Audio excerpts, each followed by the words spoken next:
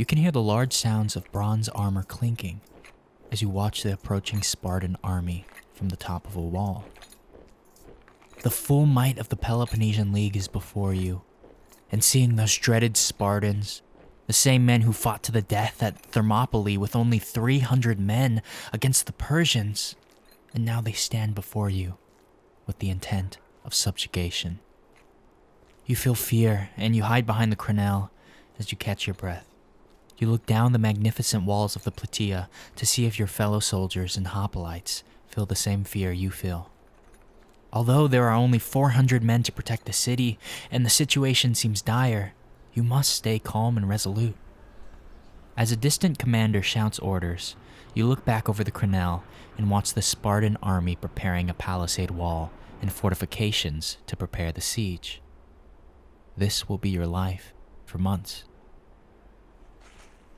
Over the next few days, the Spartans begin building an earth ramp to reach the top of the walls. Quickly, the men gather all the wood and bricks they can find. Time is running short. Atop the wall, you and the men begin to work tirelessly to build up the wall higher than the Spartan ramp can reach. And although the wall quickly grew, the Spartan ramp was being built faster. However, as the ramp grew higher, a rather devious idea brewed in the minds of the men. Running down to the bottom of the wall, the men begin to dig a hole under the wall and proceed to remove as much dirt as possible. The soldiers atop the wall begin to laugh as over the next few days the Spartans realized their ramp was sinking. To counteract this, the Spartans built a foundation to the ramp out of bundled reeds and wood to stop the dirt from sliding. But much to their dismay, you and the other Plataeans further your plot. You decide to dig a full tunnel under the city walls, reaching directly underneath the ramp. For days you work tirelessly, shoveling out the bottom of the ramp so that any dirt thrown atop the ramp would be countered by dirt shoveled under it. The once dreaded siege has now become quite comical, as the men would discover new ideas to thwart the Spartan siege. Over the next few weeks, whenever the Spartans would make progress, the Plataeans would quickly come up with a counterplan. Once the Spartans came close to scaling the wall, however, you and the men just built a second wall just as high behind the first. When the Spartans saw their futility in scaling the wall, they decided to build siege engines and battering rams. However, when the rams came close to breaching the gate, the men would just drop heavy metal to snap the wood. And this seemed to go on forever. Desperation began to return as the reality of the siege took place. Food stores were dreadfully low, and if the Athenian reinforcements don't arrive, you would all starve to death. The Spartans, in their growing frustration, devised a new plan, and it would prove to be far more deadly. You watch as the oil and sulfur begin to ignite the city, as all hell breaks loose. The fire was greater than anything you had ever seen in your life, and although the men tried to extinguish it, the roaring flames would not relent. The Spartans cheered for victory, but as a terrifying storm began to thunder and rain down upon the city, the seemingly endless fires stopped. As you and the men rejoice in your salvation, you climb the wall, and you begin to observe the Spartans preparing again for another siege. This was to be one longer than anything you could comprehend. This is what the war was, a war of opposites. The oligarch Spartans with their military might and incredible offensive power against the democratic Athenians, protected by their defensive walls and supplied by trade from their open port. Who could possibly win a match so perfectly even? Unlimited offense versus unlimited defense. This is the status quo of any great power. Victory is not determined by force, but whomever should last the longest. And what decides a war like this is not military power or might, but will. And that is the will to survive.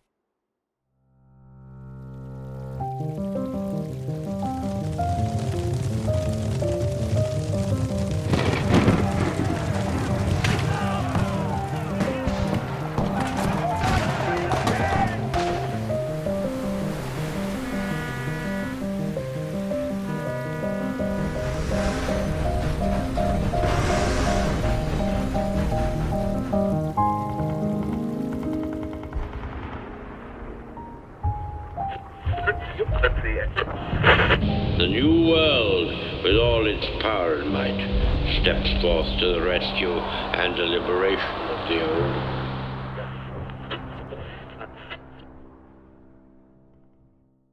The Peloponnesian War has gone down in history as one of the most influential wars in Europe, and certainly one of the most consequential to Western civilization.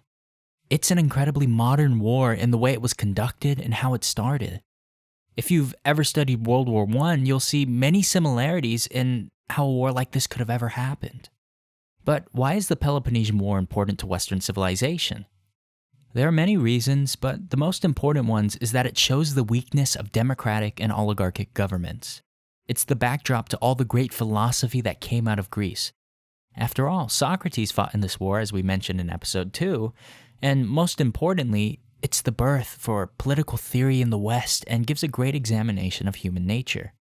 And as we'll discuss throughout the episode, here we have an international crisis in the Greek world, and it's ripe grounds to test political theory and understand how human nature works.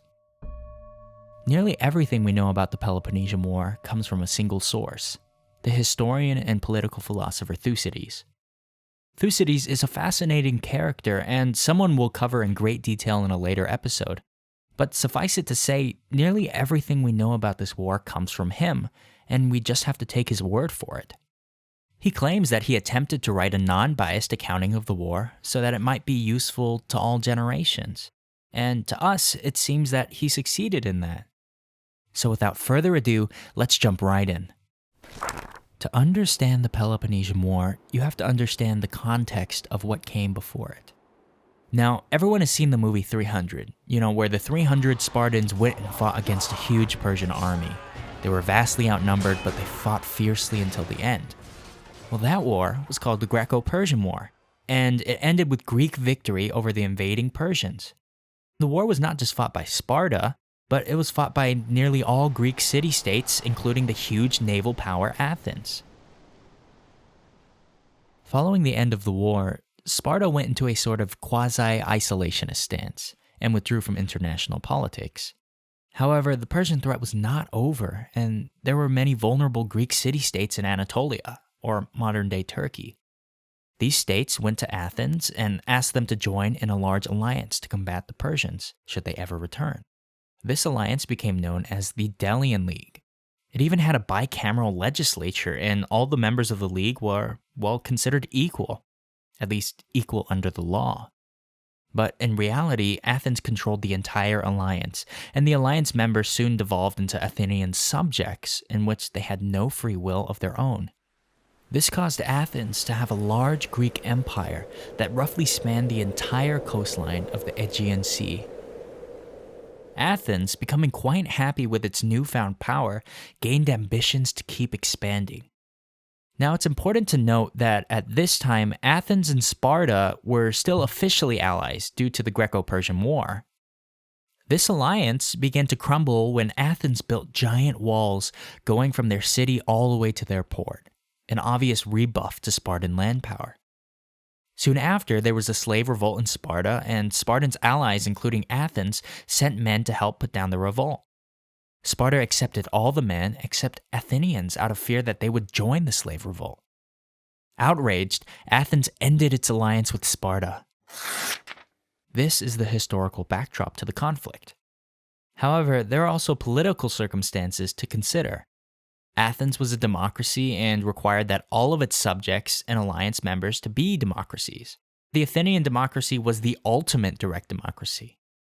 Nearly everything in life was voted upon, including which generals would lead the armies. But then on the other side of the coin, we have Sparta, which is an oligarchy. Sparta has 2 kings at all times and a council. Spartan life is structured so that everyone male is trained for war and combat. The people who work the fields and provide all the services in Sparta are a slave class called helots. By the time of the siege of Plataea, the intro of this episode, there were 7 helots for every 1 Spartan. So the Spartans were always terrified of a helot revolt.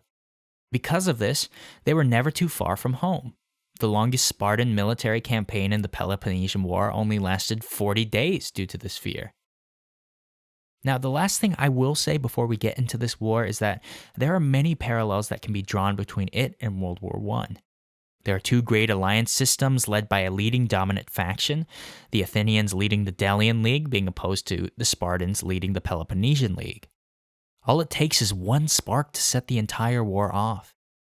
And that spark came in 459 BC, when two of Sparta's allies, Megara and Corinth, went to war with each other. If you know Greek geography, then you know that Greece is divided into two parts: Attica, which is where Athens is located, and Peloponnese, where Sparta is found. What connects these two pieces of land is a very small land bridge called the Isthmus of Corinth. And on opposite sides of it lies Corinth in the Peloponnese and Megara in Attica. This strip of land is very important because whoever controls it controls access to large parts of Greece. So when Megara and Corinth went to war with each other, the opportunity was just too much for Athens to pass on. The Athenians made an alliance with Megara and went to war with Corinth, gaining them a foothold on the land bridge. This, of course, was seen as an overt slight towards Sparta and its allies, and they soon declared war on Athens, and so began the first phase of the Peloponnesian War. The first phase of this war lasted about 13 years and saw engagements all throughout Greece. But sadly, we're pressed for time, so we'll skip large portions of the first phase and move on to the second and beyond, where there are things that are much more relevant to this podcast that come into play. So the first phase was built with all these engagements and ended with the culmination of Sparta invading Attica with a huge army, and was able to receive concessions from Athens. Though the concessions were only the land that Athens had gained during the war, so it could really be seen as a sort of white peace. This period afterwards was called the 30 Years' Peace, and it's the war after this that we're interested in. This peace broke down when Corinth's colony, Corcyra, revolted against them and defeated them. In retaliation, Corinth began building a large navy, which caused Corcyra to sue Athens for an alliance. Athens accepted and sent a navy to help the Corcyrans and successfully defended the island from a Corinthian invasion. Following this, Athens forced its ally and tributary, Potidaea, to expel its Corinthian magistrates and to tear down its walls. The Corinthians were obviously outraged and encouraged Potidaea to revolt, promising them an alliance. This culminated in the Battle of Potidaea, in which the Corinthians aided the Potidaeans by sneaking men into the city to help defend it, in violation of the 30 Years' Peace, which said that the two leagues would respect the internal affairs of the other. This incident caused Sparta to hold an assembly of the Peloponnesian Leagues and hear their allies' complaints against Athens. At this famous assembly, we see some of the first political theories of the West emerge. The Athenians arrive at the assembly to debate the Corinthians on their side of the story, and we see a dichotomy in how Athens and Sparta approach international issues. The Corinthians level many critiques about the Spartan way of life that makes them unwilling to take action when it's needed, and here we see the beginning of a realist ideology. The Corinthians criticize the Spartans as being too passive due to the trust they have in their own political systems. The Spartans have so much faith in their traditions and idea that they even discouraged education due to the risks it possesses to upsetting their way of life. This type of passiveness caused them to be blind to the international developments of the world around them. The Corinthians argue that the only way to deal with Athens is to strike now, before they get too powerful to fulfill their imperial ambitions. The Corinthian argument has a ring of truth to it. There are some times when it's better to declare an offensive war than to wait around for a defensive one. Take World War II. The Allies waited until Germany invaded Poland before going to war, and even then they were not fully committed to it. By that time, Germany had taken Austria and Czechoslovakia. Just imagine how many lives it would have saved if the Allies would have stopped Germany when they attempted to remilitarize the Rhineland. Or imagine a world with no Cold War, if the West would have helped put down the October Revolution in Russia and stop the Soviet Union from forming. The Corinthians have a point when they say that war is the only way forward. And the Spartans must have at least agreed that Athens was a growing threat because they voted to declare war on Athens during the assembly. But how did the Athenians feel about the war? Well, we're shown this in an event called the Melian Dialogue. The island of Melos was neutral throughout the war. It's not really clear why, but at some point in the war, Athens demanded a tribute from Melos. This is almost like if, during World War II, the UK demanded tribute from Switzerland, which was known to be a neutral country. Now, there's some archaeological evidence that Melos donated some money to the Spartan war effort, but this is not verified. So Melos refused to pay the tribute, and so Athens sent a fleet to invade the island.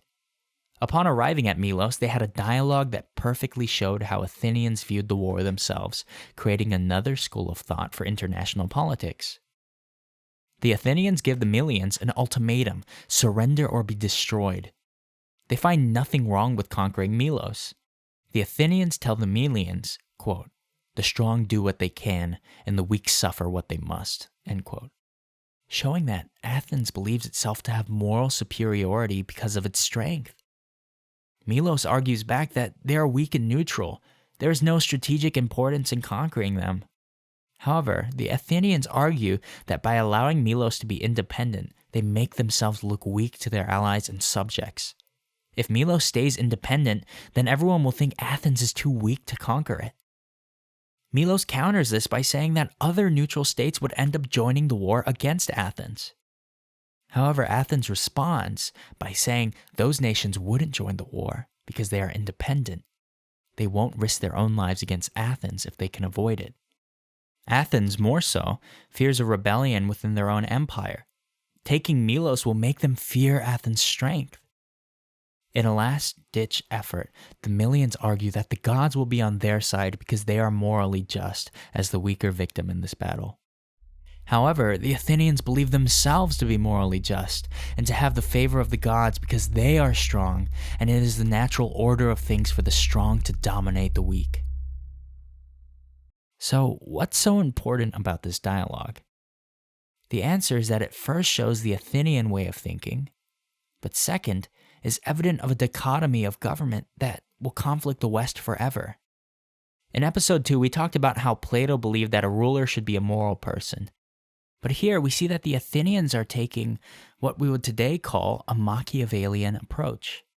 They believe that by the nature of them being strong, they are afforded the opportunity and duty to conquer other nations around them. They are morally justified to do so because it's a form of self-protection. Athens must conquer because if it doesn't, they'll eventually fall themselves. This line of international diplomacy is called offensive realism, and it's the idea that the best defense is a good offense. You never have to worry about a rival power if you eliminate them before they can ever become a rival. If you see a potential threat to your power and hegemony in the future, it's better to erase the threat right away than just to allow it to grow. Now, because the Spartans were passive and unwilling to adapt to new circumstances, it made for them fighting a difficult war. But in their passiveness lay the advantage of patience. Patience for the right opportunity to deliver a deadly blow. And this opportunity eventually came in the form of the Sicilian expedition. So if we go back to the Spartan assembly where the Corinthians leveled many criticisms at the Spartans, we can see that they also leveled praise and criticisms for the Athenian way of life. They praised the Athenians for their willingness to always take the initiative and adapt for whatever the situation called for. But in their willingness to always take the initiative, it makes them prone to making rash actions and judgments instead of sitting back and analyzing their position. This came full circle when the Athenian statesman and demagogue Alcibiades convinced the Athenian legislature to vote for an invasion of Syracuse, Sicily, in order to take control of their resources. This invasion would be led by none other than Alcibiades himself. The name Alcibiades is one we've already heard a lot through the series. So at this point you must be wondering, who is he? Well, he's a very important figure, so we'll have to dedicate another episode to him and what he represents to the Greek world and Western civilization more broadly. Let's leave that explanation of who he is at that episode. For our purposes here, the Athenians were swayed by Alcibiades and his demagoguery to launch a full-scale invasion of Syracuse in Sicily. To put that into context, Syracuse is on the island of Sicily right below Italy. It's the little island that looks like it's being kicked by the boot. This expedition to Sicily was doomed from the start. First, before Alcibiades and his army departed, the Hermae, or the religious statues of Athens, were mutilated.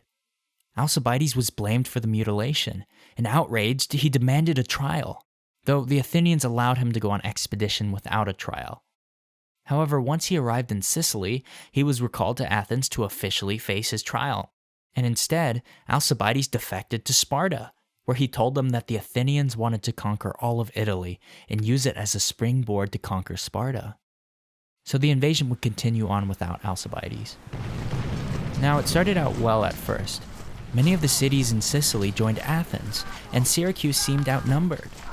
But the Athenians delayed their campaign due to the winter, which bought enough time for the Spartans to show up with reinforcements. The Athenians requested more reinforcements, but after several battles, they were defeated, and their conquest of Sicily failed. They lost their entire fleet to the Syracusans. From here, Athens suffered setback after setback. They lost control of their mines to the Spartans, ran out of money, demanded more tribute from their allies, which saw more rebellions throughout their entire empire. Soon after, the Athenians won a naval battle against the Spartans, but due to bad weather, they were unable to destroy the Spartan fleet. This caused outrage in Athens, where they voted to execute 6 of their top naval commanders, giving up their greatest advantage, which was the control of the seas. This became clear when the Spartans defeated the Athenian fleet at the Battle of Aegospotami. They destroyed 168 Athenian ships, only 12 escaped. Facing a siege and starvation with their port cut off, Athens surrendered in 404 BC. Sparta stripped Athens of its walls, its fleet, and its empire. The Corinthians wanted to raze Athens to the ground, but the Spartans stopped them due to the service that Athens had provided to Greece in the Greco-Persian War. The Spartans then installed an oligarchy in Athens and declared that Athens was, quote, to have the same friends and enemies, end quote, as them. The Athenian Empire was replaced with the Spartan Empire. The Spartans forced all of the Athenian subjects to continue to pay their tributes, but now to Sparta. Sparta gave nothing to their allies, who arguably sacrificed way more than they did, and the oligarchy that they set up went so bad it's now referred to as the 30 Tyrants. Only a year later, there was a democratic rebellion and democracy was restored. Because of Sparta taking all of the Athenian possessions, one might think Greece entered into an era of Spartan dominance. But it's exactly the opposite that happened. Only 30 years after the Athenian surrender, Sparta was defeated by Thebes in the Battle of Leuctra. Sparta never recovered from this and never returned to the strength and respect that it once had. In just 30 years, Sparta was reduced to a minor player in Greek politics, while Athens made a miraculous recovery. It dominated Greek politics for the rest of the time until it was conquered by King Philip II. Sparta was soon conquered by Alexander the Great, and this war changed Greek politics forever. The war and the ideas that came out of it would be studied by the West forever. Its history would be part of the education of the elite classes of Europe and would inspire many great Western figures like Abraham Lincoln, whose Gettysburg Address is speculated to be inspired by the Periclesi funeral oration. Now, funny enough, the Peloponnesian War officially ended 2,400 years later on March 12, 1996, when the mayors of Athens and Sparta officially signed a peace treaty. Just a fun fact. Nearly every great Greek we'll study in this podcast was affected by the Peloponnesian War in some way. Without it, it's hard to say if the philosophical leaders we hold in such high esteem today would even be relevant. But one thing is for sure. Because of this war, the world would never forget the names of Athens and Sparta. Next time on The West and How We Got Here, we'll be returning to the Bible and exploring the story of Abraham. If you guys have any questions about the Peloponnesian War, feel free to shoot us an email at studios.redflag@gmail.com or follow us on Twitter or YouTube. If you enjoyed this episode, please leave a review and a 5-star rating. We would really appreciate it. Today's episode was written and produced by John Douglas and Cameron Fan and edited by Alexandra Grant. The West and How We Got Here is brought to you by Red Flag Studios.